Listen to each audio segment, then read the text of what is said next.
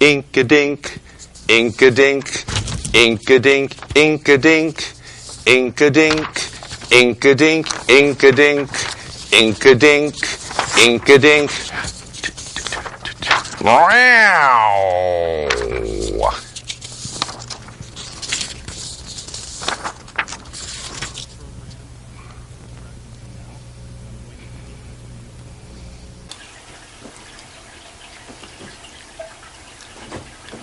They're holding out for a better contract is what it is. Walter. Psst. Psst. Walter. She didn't even eat the cheese. She's a cat. Not a mouse. Well. Yeah, but she likes the Munster. Monster cheese? Yeah. She's Norwegian. What better cheese to entice a Norwegian forest cat than Munster? Which better? Is it camera running? What better cheese? Famunda. What kind? Famunda. The hell is that? Famunda.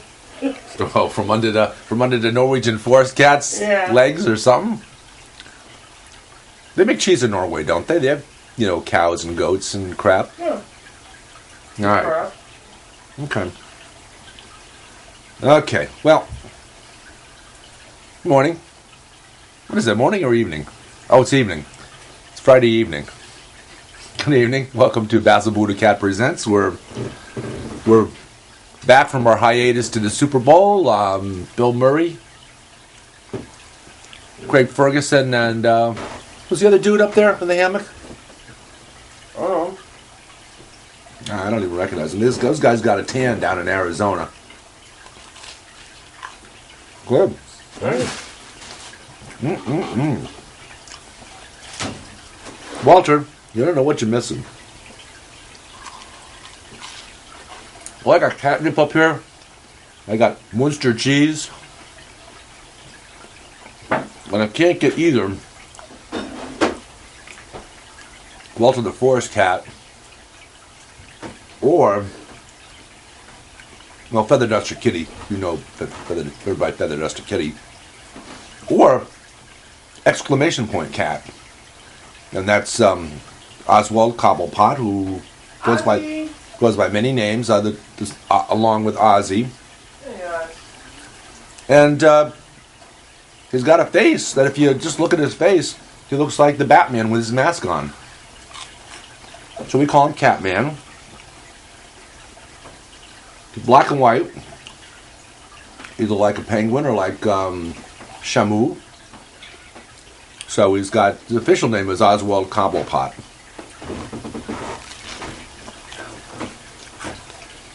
Huh, how about that? Look at that. Yep. Exclamation point. Did I tell you? Hold on. Move some cheese off your plate. Cobblepot. Ozzy. Oh well. I'm telling you, they're holding out for better wages. Look, Basil doesn't even pay me. Doesn't pay... Oh, Jesus, I don't want this to happen again. Like, if I mentioned how he doesn't pay a certain camera dog and a certain sound engineer named Tweety, they'll be cranking down the volume again during the show, which they might do anyway. Well, alright. Enough. So we're back from the Superb Owl. And not too long before the Superb Owl broadcast, we lost a sports reporter whose career transcended sports. He added quite a few notes to the sports vernacular. He expanded the sports vernacular in the lexicon. Just amazing. Fellow by the name of Stuart Scott. And you probably know him best by Booyah. But he just was, I would liken him, and, well, actually, Basil. What did I agree with Basil? Because Basil and I agree upon a lot of stuff. We have apparently a lot in common. Not quite sure what, but, well, we're both devout Christians religiously and Buddhist philosophically, so that's a good start, certainly. So Basil and I were talking the other day about it, and he told me, and I'll quote him first. He said,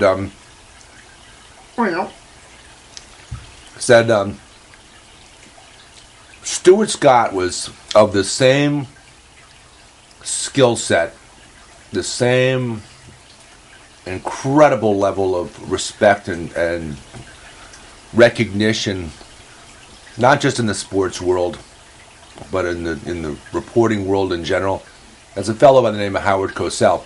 I'm going to give you another one. I'm going to give you a modern day, a contemporary of Stuart Scott. And that would be Keith Olbermann, who went from being a magnificent sports reporter to being an interesting and pretty skilled journalist on the political scene at MSNBC, and now I think he's back at ESPN. So he's been between the three of them. He's been doing this thing for about 30 years. He was at MSNBC for, I'm gonna say about 8 or 10 years. He's back in the sports realm now, but if I were to say Howard Cosell, everybody knows who Howard Cosell was. Who from the 50s into the 90s was great sports reporter. He undid himself a little bit when he noted during a Monday Night Football game about a running back, I think for the Washington Redskins, who, as it were, happened to be black. Something about him running, and his movements were like a little monkey. Now, to old timers, it wasn't such a bad thing to say. But knowing back and looking back on the days of Jim Crow and slavery, and to compare a black person to a monkey, not well taken. And it wasn't well taken. And Cosell left the reporting journalist game. Although he had been incredibly close to a lot of very famous black athletes, and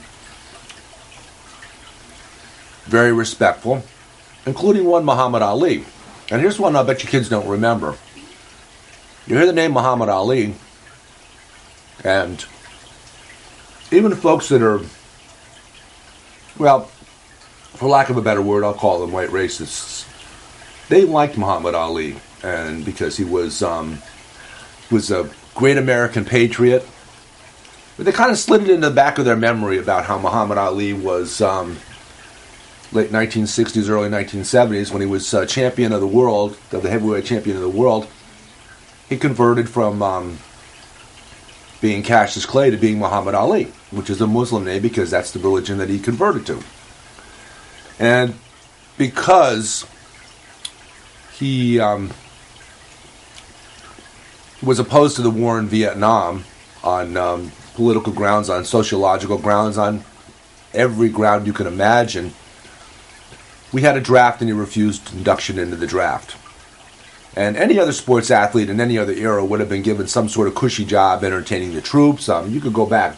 Joe DiMaggio, Ted Williams. No, Ted Williams flew as a pilot, so I'll take that back there. But Joe DiMaggio and many, many other baseball stars during the World War II era entertained the troops. They never saw active combat. Ted Williams is a very rare exception, and Ted Williams saw combat in both World War II and again in Korea as on a plane. I think he was a pilot. You could double check and correct me if I'm wrong, but he lost about 6 years of his baseball career, 6 years in the prime of his baseball career. If not for that, he probably would have been the record holder in home runs, probably would have been the record holder in walks.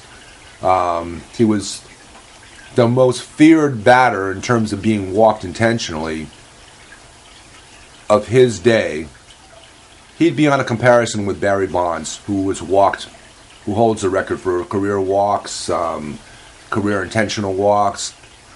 Did walk the guy occasionally in a key situation where the base is loaded. This is Barry Bonds we're talking about now. But Ted Williams was, quite the athlete, quite the baseball player. Probably within the number of years he played, which was quite a few. He retired in 1962 or 63. Right after hitting his 521st home run, which I think at that time put him in third place, behind Babe Ruth and one other guy from Babe Ruth's era. But anyway, so we're back to Stuart Scott. So Stuart Scott had his signature phrase, "Booyah!" But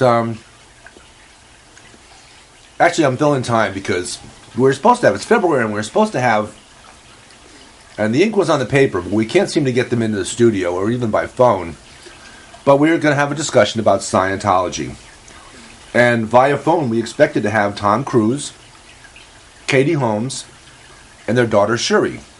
And people affectionately refer to Katie Holmes as the future second former Mrs. Tom Cruise, because he had this little fallout with Nicole Kidman. And Tom's, I don't know, he puts religion first.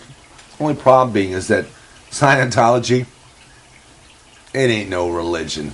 It's a pyramid scheme.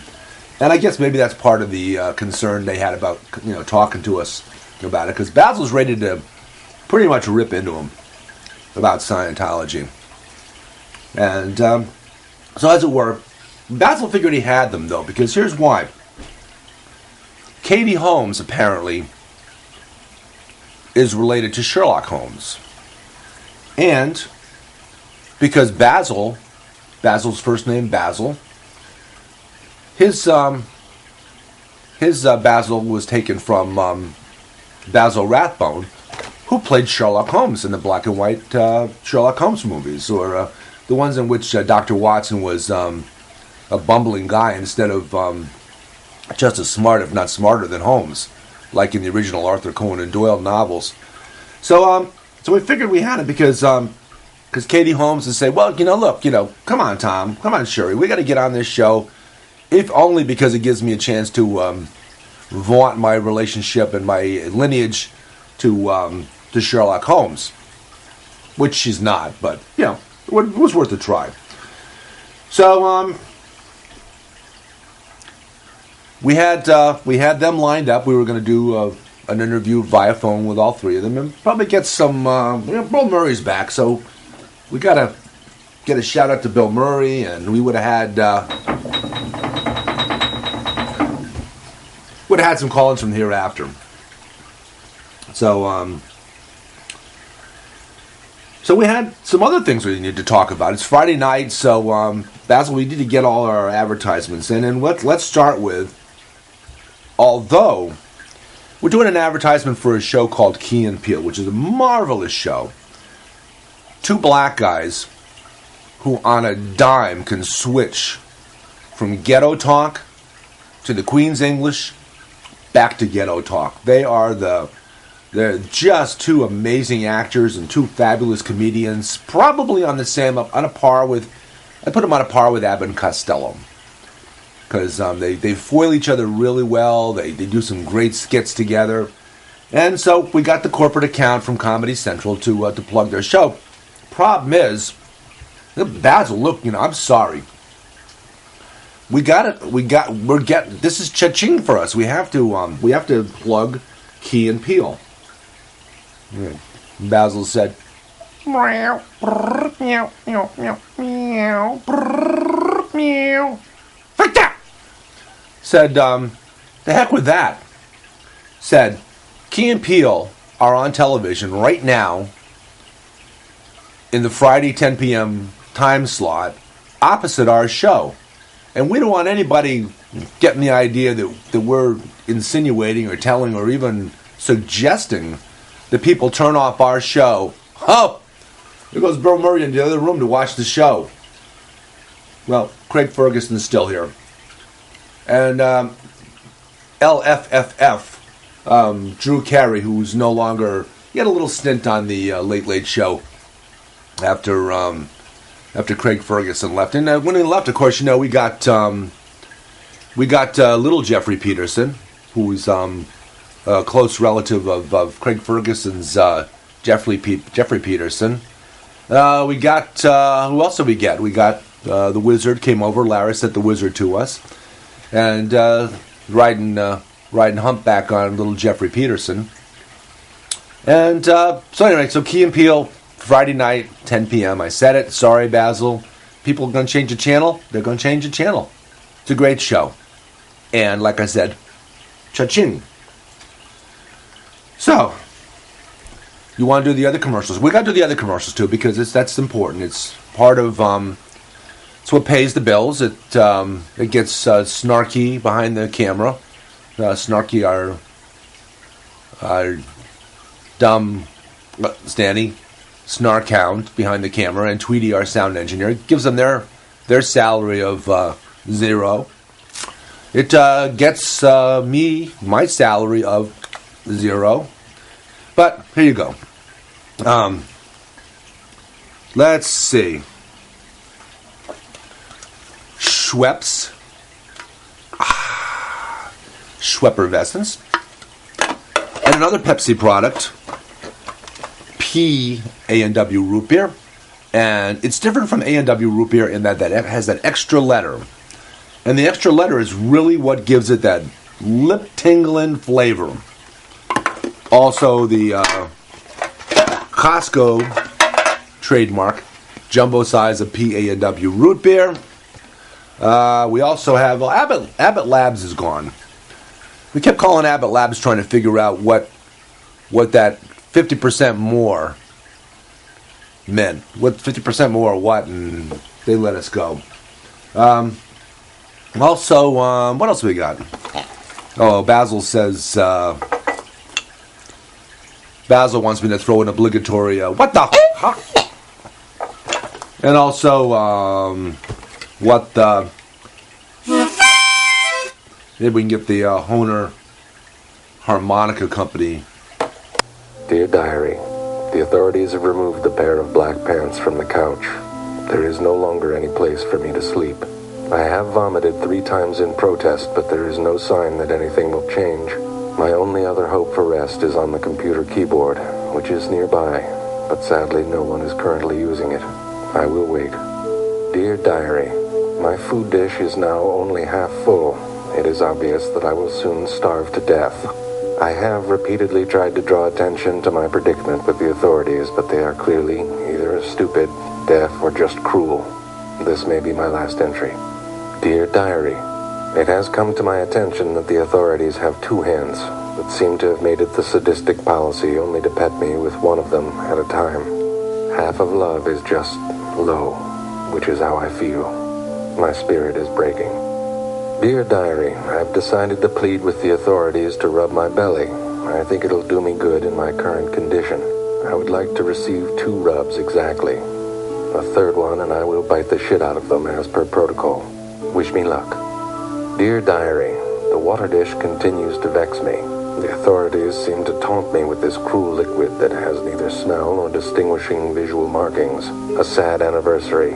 This is the 900th day that my nose has been unintentionally wetted. Dear Diary, yesterday I put in a simple request regarding the door to the garden, but seemingly out of sheer spite, the authorities refused to hold the door open long enough for me to decide whether to go outside or inside, or outside, or inside. Dear Diary, the authorities have punished me for taking a crap on the living room floor. This despite my efforts to distribute the litter evenly throughout the house. I am convinced that they are madmen, devoid of reason. Dear Diary, the squirrel was back again today. It mocks me. I will try and release my mind from this torment and groom myself for 4 hours. Dear Diary, I have been stalking an insect on the wall for the past 3 days now. All of my attempts to capture it have been thwarted. However, today, on further inspection, I found out that the insect was in fact a thumbtack. There is no logic in this place. Dear Diary, it is 3 in the morning. The authorities have closed the door to the bedroom. I can only assume that they have forgotten about me and have left me here to die. As a last resort, I will stand post for the rest of the night and sing the song of my people in hopes that they rescue me. Dear Diary, when the authorities poop, I have tried to poop in the bathtub litter box with them in a show of solidarity. I have yet to experience any gratitude. Dear Diary, my attempts to destroy the terrible plant have all been for naught. Somehow, almost as if by some evil magic, a new one has appeared in its place. I will have to start over now. Like Sisyphus, I am bound to hell. Endorsement. And so we got Pepsi. We're still working on Budweiser. And they're a little leery because I used to tell my kids when we went to Musquamaca Beach in Rhode Island when they were little, I used to tell them that we'd go past the Budweiser distributorship, which is right on Interstate 95 along the way, and I'd point over there and say, hey kids, you see that? I don't know if it was wood or whether it was plastic or whatever. It was a life-size Clydesdale horse out on the lawn, apparently munching on the plastic grass. And I asked the kids, so where do you think where on that horse do you think the Budweiser comes out of? And of course, being kids, they, bathroom humor and all, they were quite amused, and the joke always seemed to go well with them because, bathroom humor and all. So, though Bud's a little query about that, about giving us the account. But after what's going on the last year in the NFL, somebody's going to get Bud. Somebody's going to get Budweiser. Now, another thing which probably isn't going to help out with getting the account is how I keep mentioning that football players, much like a lot of other not football playing men, let's call them football player wannabes, they'll go to the bar or they'll sit at home and they'll have a brew or 2 or 3 or 4 or 10, and somehow or other their behavior turns bad after that. And it may not be the Budweiser, it might be the Budweiser, but their behavior somehow turns bad, and they engage in boyish behavior like dragging their wives around by the hair and slapping her a little bit and taking a hickory branch and swatting their kid across the face, across the fanny, across the wherever happens to be swattable at the time.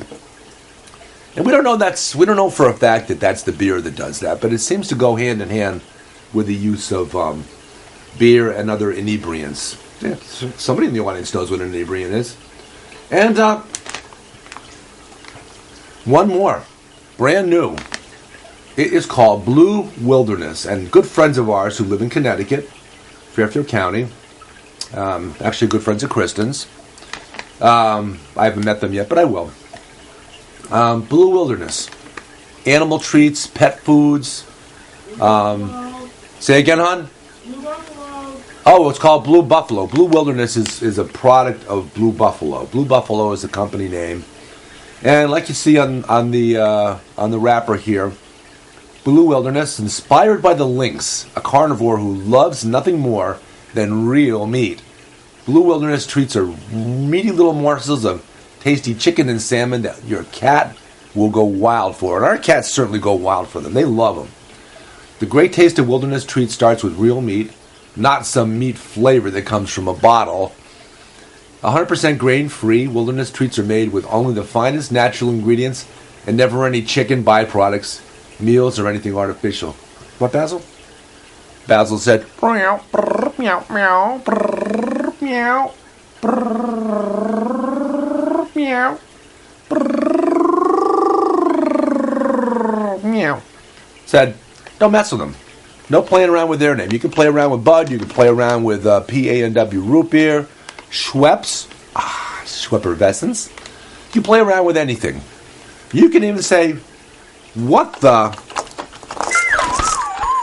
That too. That too. You can say, what the fuck? But no messing around with Blue Buffalo. Our hats off to you, Blue Buffalo. And quite frankly, we haven't got the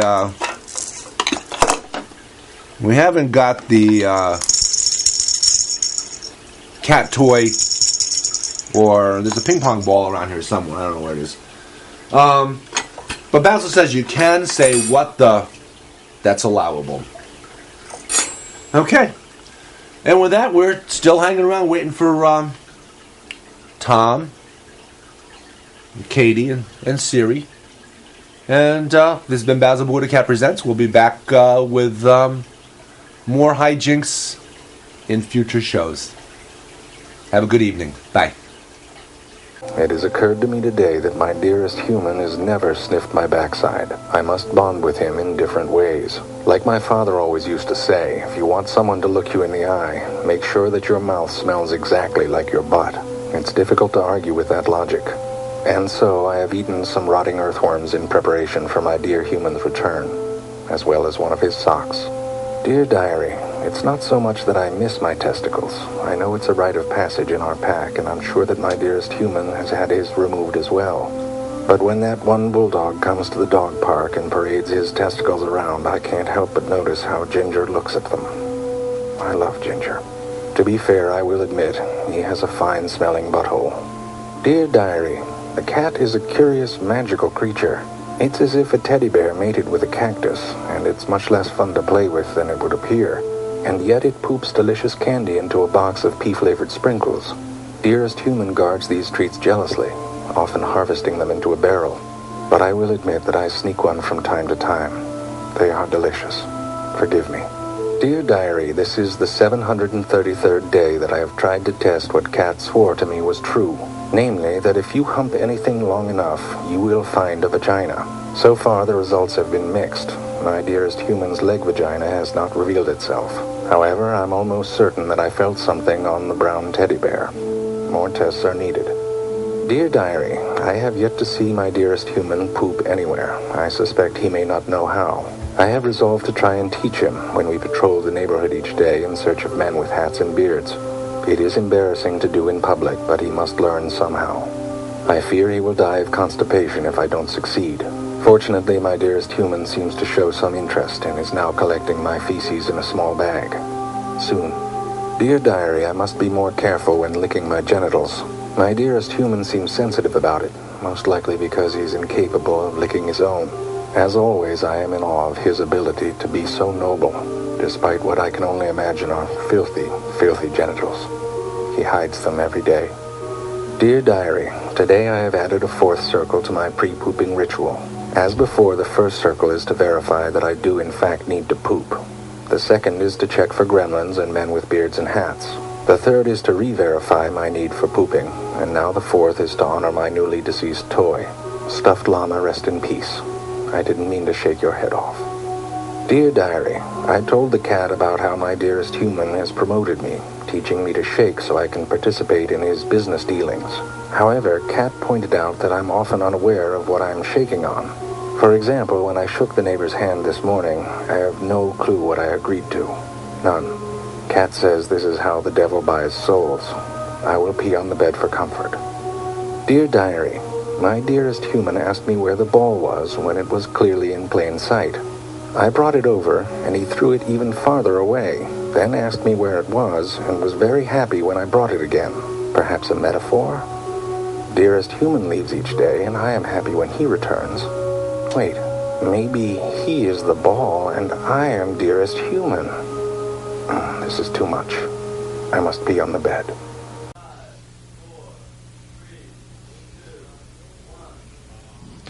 They say they'd rob your grandma blind on Wall Street, on Wall Street.